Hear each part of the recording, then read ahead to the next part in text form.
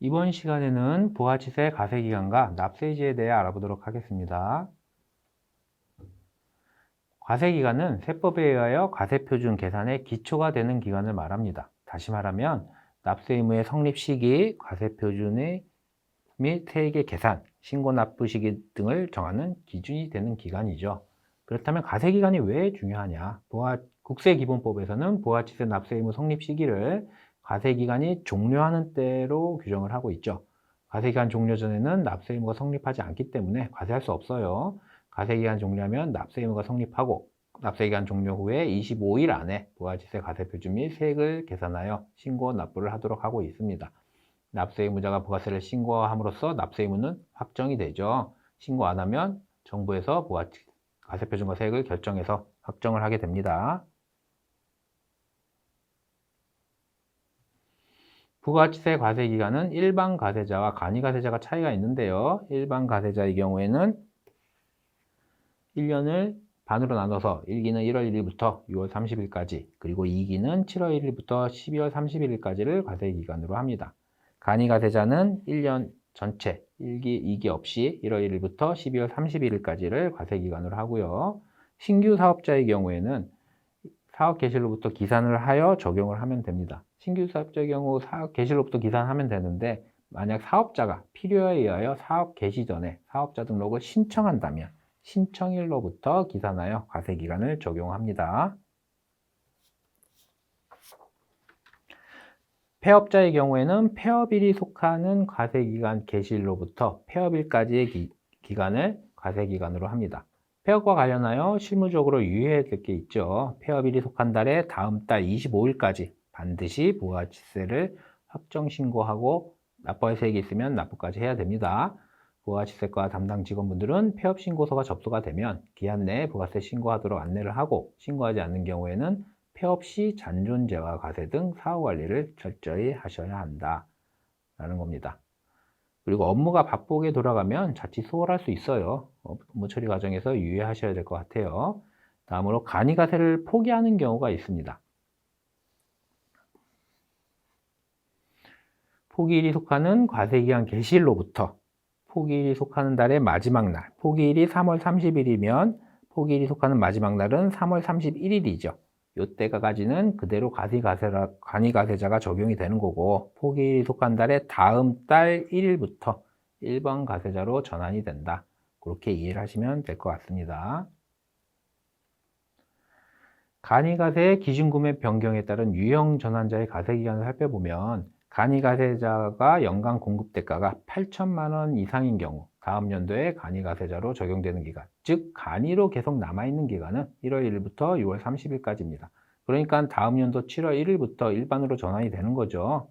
반대로 일반 과세자의 연간 공급대가가 8천만 원에 미달하여 다음 연도 간이과세로 적용되는 기간은 다음 연도 7월 1일부터다. 그러니까 다음 연도 6월 30일까지는 기존이 일반으로 계속 적용되는 것입니다. 다음으로 부가가치세 납세지에 대해서 한번 알아보도록 하겠습니다. 납세지와 사업장은 엄밀히 다르죠. 납세지와 사업장은 좀 다릅니다. 개념 자체가 틀리죠. 납세지는 납세의무자에게 납세의무를 이행하는 기준이 되는 장소가 되고, 과세관청, 세무서 입장에서는 부과권과 징수권을 행사하는 기준이 되는 장소를 말합니다. 일반적으로 납세지는 보통 우리가 흔히 말하는 관할 세무서를 정하는 기준이죠. 과세 관할이 어디냐, 관할 세무서가 어디냐. 그래서 사업장은 세계산의 기초적 단위예요. 사업자가 사업을 하기 위하여 거래의 전부 또는 일부를 행하는 고정된 장소, 일반적으로 영업을 하고 거래를 하는 장소를 말합니다. 근데 거래는 매출하고 매입이 있을 수 있죠. 매출 거래하는 장소와 매입 거래하는 장소가 다르다면 어디를 사업장으로 봐야 할까요? 부가가치세는 재화나 용역이 공급에 과세하는 거죠. 공급에. 그죠? 공급에 과세하는 거니까 공급하는 장소, 즉 매출 거래를 하는 장소를 사업장으로 보는 게 맞겠죠.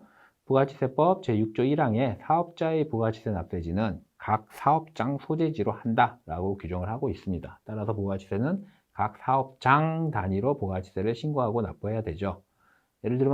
예를 들어보면 부동산 임대업자가 용산과 종로에 각각 상가 건물을 임대하고 있다면 각 사업장별로 각각 사업자 등록을 하고 각각 부가가치세를 신고 납부해야 된다라는 겁니다.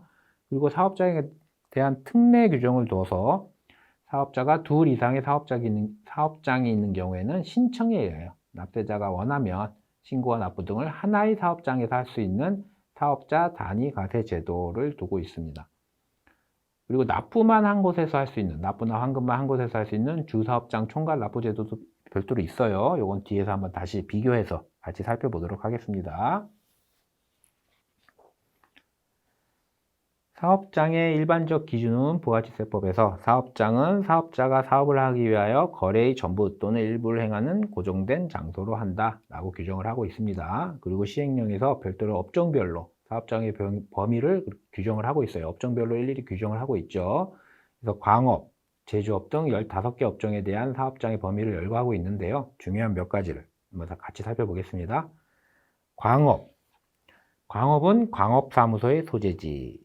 다만 광업사무소가 광구 밖에 있어요. 광업사무소가 광구 안에 있는 게 아니라 광구 밖에 있다면 그때는 가장 가까운 광구에 대한 광업원부의 초두에 등록된 광구 소재지를 말합니다.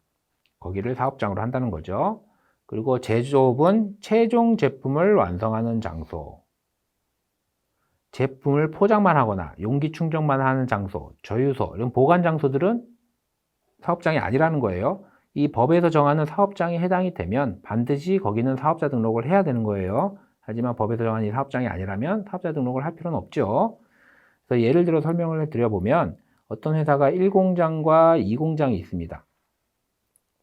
1공장에서는 반제품을 만들어서 2공장에다 보내요. 납품하는 건 아니죠. 둘 다 자기 공장이에요. 2공장에다 보내면 2공장에서 완제품을 만들어서 거래처에 납품을 합니다. 그러면 법에서 규정하는 사업장은 2공장이죠. 여기는 반드시 사업자 등록을 해야 됩니다. 근데 1공장에서 2공장으로 반제품을 보내는 게 아니라 여기서 아예 거래처에다가 납품을 합니다. 매출, 거래의 전부 또는 일부가 행해진다면 이때는 요 1공장도 사업장이 해당이 된다. 이런 말입니다. 사업장에 해당이 되면 반드시 사업자 등록을 해야 된다는 거죠. 그렇게 이해를 하시면 될 것 같습니다. 그다음에 건설업, 운수업, 부동산 매매업을 볼게요. 건설업, 운수업, 부동산 매매업의 사업장은 모두 동일한데요. 법인의 경우에는 법인이 등기부상 소재지, 지점 소재지를 포함하고요. 개인의 경우에는 업무를 총괄하는 장소를 사업장으로 합니다. 그리고 법인 명의로 등록된 차량을 개인이 운영하는 경우가 있어요. 지입재 같은 경우, 건설중기나 화물차량 같은 것을 법인 명의로 등록을 하는데 실제 운영은 개인이 하고 있죠. 이때 사업장은 그 법인의 등기부상 소재지가 된다. 이렇게 이해를 하시면 되겠습니다. 그리고 부동산 임대업의 사업장은 부동산의 등기부상 소재지가 원칙입니다. 부동산의 등기부상 소재지. 좀 전에 사업자 등록을 사업장별로 각각 해야 한다고 했었죠. 하지만 집합 건물 내에 2개의 상가를 분양받아 임대를 하는 경우에는 사업자 등록을 낼 때 하나의 사업장으로 해서 신청을 할 수가 있어요. 하나의 사업자 등록증에 사업장 소재지를 무슨 제주도 서귀포시 100번지 무슨 상가 101호, 102호 이런 식으로 표시가 되겠죠. 그리고 예외적으로 부동산상의 권리만을 대여하는 경우 그리고 한국자산관리공사 등이 임대하는 경우 이 경우에는 그 사업에 관한 업무를 총괄하는 장소를 사업장으로 합니다. 부동산상의 권리만을 대여하는 경우가 이제 전대 같은 경우라고 보시면 될 것 같아요. 전대. 내가 부동산을 사서 임대하는 게 아니라 부동산을 임차를 해서 그거를 다시 제3자한테 임차를 다시 하는 거죠. 이런 경우에는 사업장 소재지가 아니라 등기부상 소재지가 아니라 그 사업에 관한 업무를 총괄하는 장소다. 그리고 한국자산관리공사 같은 경우 도시개발공사 이런 데는 전국에 임대부동산이 굉장히 많습니다. 이걸 사업장마다 일일이 사업자 등록을 할 필요 없이 업무를 총괄하는 장소를 사업장으로 하면 된다.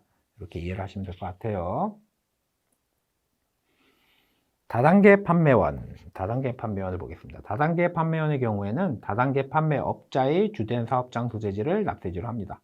다단계 판매원들은 모두 개개인이 전부 개인 사업자예요. 이들의 사업장은 모두 다단계 판매업자의 사업장 소재지를 판매원들의 사업장으로 적용하면 된다.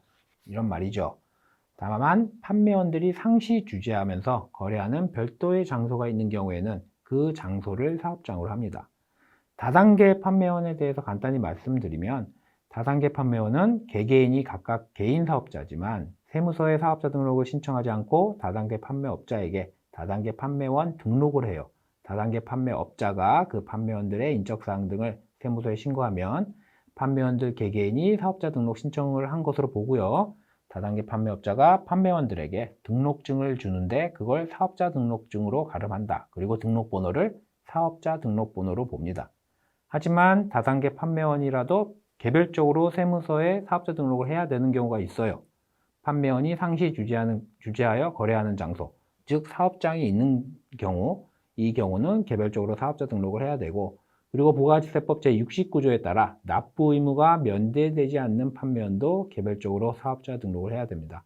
그리고 다단계 판매원이 도매업을 한다면, 도매업을 하든가 도소매업, 겸용을 하든가, 이 경우에도 개별적으로 사업자 등록을 해야 된다. 이렇게 이 정도로 이해하시면 될 것 같고요. 다음은 기타 업종이 있습니다. 전기통신사업자의 전기통신사업, 무인 자동 판매기, 음료수 커피 자판기 같은 거죠. 그리고 국가 등의 부동산 임대업, 이런 사업은 그 사업에 관한 업무를 총괄하는 장소를 납세지로 합니다. 이런 사업은 매출이 일어나는 장소마다 일일이 사업자 등록 낼 수 없으니까 업무를 총괄하는 장소를 납세지로 하는 게 효율적이겠죠. 앞서 설명드린 사업장 이외의 장소에도 사업자의 신청에 의하여 추가로 사업자 등록이 가능합니다. 신청에 의해서 납세자가 원하면 한다는 거죠. 사업장의 부가세법상 사업장에 해당이 되면 반드시 사업자 등록을 해야 되지만 그 이외의 장소도 납세자의 신청에 의해 납세자가 필요하다면 신청에 의하여 사업자 등록이 가능합니다. 예를 들어 제조업을 영위하는 법인이 서울에 본사가 있고 최종 제품을 완성하는 공장이 광명에 있는 경우, 제조업의 사업장은 최종 제품을 완성하는 장소니까 광명 공장은 반드시 사업자 등록을 해야 됩니다. 그죠? 그러나 서울 본사도 영업상 사업자 등록이 필요한 경우가 있을 수 있어요. 이런 경우에 신청에 의하여 본사가 있는 장소도 사업자 등록을 할 수 있다는 겁니다. 필요 없으면 안 해도 되겠죠. 다만 무인 자동 판매기를 설치한 장소마다 사업자 등록을 신청할 수 없어요. 자판기가 있는 데마다 일일이 다 사업자 등록을 할 수 있다면 사업장 주소도 불명확하죠. 그리고 사업자가 그곳에 상주하지도 않기 때문에 정상적인 세금 관리가 어렵죠. 불가능해요. 행정력도 상당히 낭비가 되겠죠. 그리고 사업장을 미설치한 장소가 있을 수 있습니다. 미등록 사업자 같은 경우, 이 경우는 경정 당시 사업자의 주소 또는 거소지를 납세지로 한다. 거래 당시가 아니라 결정 또는 경정 당시, 그 당시의 주소나 거소지를 납세지로 합니다. 그리고 재화를 수입하는 자는 세관장이 부가세를 거래 징수하죠. 그래서 관세법에 따라 수입을 신고하는 세관의 소재지로 한다. 이렇게 이해를 하시면 될 것 같아요. 다음으로 직매장과 사업장과 구분되는 개념으로 직매장과 하치장, 그리고 임시사업장이 있습니다. 개념을 볼게요. 직매장은 자기 사업과 관련하여 생산 취득한 재화를 직접 판매하기 위하여 특별한 판매 시설을 갖춘 장소다. 그러니까 직영점이에요. 직영점. 대리점이 아니라 직영점을 말해요. 이 직매장은 사업장에 해당이 됩니다. 거래의 전부 또는 일부가 행해지죠. 매출 거래가 발생을 해요. 당연히 사업장에 해당이 됩니다. 하치장은 재화의 보관, 관리만 하는 데예요. 보관 관리 시설만 가지고 하치장 설치 신고서를 제출한 장소를 말합니다. 하치장은 그냥 물류센터라고 보면 돼요. 창고, 보관 창고. 단순히 완제품을 저장하는 창고 같은 거로서 사업장으로 보지 않는다. 사업장이 아니죠, 요거는. 근데 설령 하치장 설치 신고서를 제출하지 않았다 하더라도 하치장 요건을 갖추고 있다면, 보관만 한다면 그때는 사업장이 아니에요. 하지만 반대로 하치장 설치 신고서를 제출해 놓고 여기서 거래행위, 매출행위가 발생한다면, 매출이 발생한다면 그때는 사업장에 해당이 되겠죠. 그죠? 그리고 하치장에서 제품이 출고되면 하치장은 사업자 등록이 안 돼 있어요. 그죠? 그래서 출고를 지시한 사업장, 본사나 공장 명의로 그 명의로 세금계산서를 발급하면 됩니다. 임시사업장은 말 그대로 엑스포, 바자회, 무슨 축제, 각종 행사 이런 데서 단기간 임시로 판매하는 장소입니다. 이건 별도로 사업장으로 보지 않고 여기서 발생한 매출은 기존 사업장에 포함되는 것으로 본다. 이렇게 이해하시면 될 것 같습니다. 임시사업장은 임시사업장 개시일로부터 10일 이내, 10일 이내 그리고 임시사업장 관할 세무서장에게 신고를 해야 돼요. 하지만 설치 기간이 10일 미만 이내인 경우에는 설치 신고를 안 해도 된다. 그리고 임시사업장을 폐쇄한 경우 역시 폐쇄일로부터 10일 이내에 임시사업장 관할 세무서장에게 신고를 하도록 그렇게 되어 있습니다. 다음은 사업장에 관한 특례 규정으로서 사업자 단위 과세 제도에 대해서 한번 살펴볼게요. 특례 규정입니다. 이건 부가가치세는 사업장 단위로 과세하는 게 기본 원칙이에요. 하지만 여러 개의 사업장이 있는 경우 납세 의무의 원활한 이행을 지원하기 위해서 각 사업장별로 각각 사업자 등록하고 부가세를 신고 납부할 필요 없이 납세자의 신청에 의해 사업장이 아닌 사업자 단위로 본점 또는 주사무소에서 총괄하여 일괄하여 신고 납부할 수 있도록 하는 제도를 두고 있는데 이걸 사업자 단위 과세 제도라고 합니다. 사업자 단위 과세를 적용받고 싶은 사업자는 본점 또는 주사무소 관할 세무서장, 반드시 본점이나 주사무소 관할 세무서장이에요. 본점과 주사무소에 등록을 신청할 수 있고 지점은 안 됩니다. 이 등록한 사업자를 사업자 단위 과세 사업자라고 부릅니다. 반드시 본점 또는 주사무소 관할 세무서장에게 신청을 해야 됩니다. 사업자 단위 과세 사업자에게만 사업자 등록번호를 부여하고 세금계산서 발급, 부가세 신고, 납부, 환급 등이 다 여기서 이루어지게 되죠. 이와 비슷한 제도로 주사업장 총괄 납부 제도라는 게 있어요. 이건 부가세 신고에 따른 납부나 환급만 주사업장에서 총괄하는 거예요. 납부하고 환급만. 그래서 부가세 신고, 사업자 등록번호 부여, 세금계산서 발급 등 모든 업무는 각 사업장별로 해야 된다. 각 사업장별로 다 해야 돼요. 사업자 등록이나 세금계산서 발급도. 이 표를 보면 이 사업자 단위 과세 제도는 신고, 납부, 등록번호 부여, 세금계산서 발급이 모두 주사업장에서만 가능. 모두 주사업장. 그리고 주사업장 하나의 사업자 등록번호만 발급이 된다는 거. 그 차이점이 있죠. 그리고 사업자 단위 과세 제도는 본점이나 주사무소를 주사업장으로 해야 되지만 주사업장 총괄 납부 제도의 경우에는 법인의 경우에는 지점도 가능합니다. 법인의 경우에는 지점도 가능하다. 이렇게 비교해서 좀 이해를 하실 필요가 있을 것 같아요. 그래서 사업자 단위 과세를 적용받으려면 추가 신규 사업자는 추가 사업장의 사업 개시로부터 20일 이내 본점 또는 주사무소 관할 세무서장에게 신청하여 등록을 하면 되고 기존에 2개의 사업장을 갖고 있던 계속 사업자는 과세기간 개시 20일 전까지 본점 또는 주사무소 관할 세무서장에게 변경 등록을 신청을 하면 됩니다. 그리고 사업자 단위 과세 사업자가 적용 대상 사업장을 변경하거나 종된 사업장을 신설, 이전, 휴업, 폐업 등 변경 사유가 발생 시에는 지체 없이 사업자 등록을 정정 신고를 해야 합니다.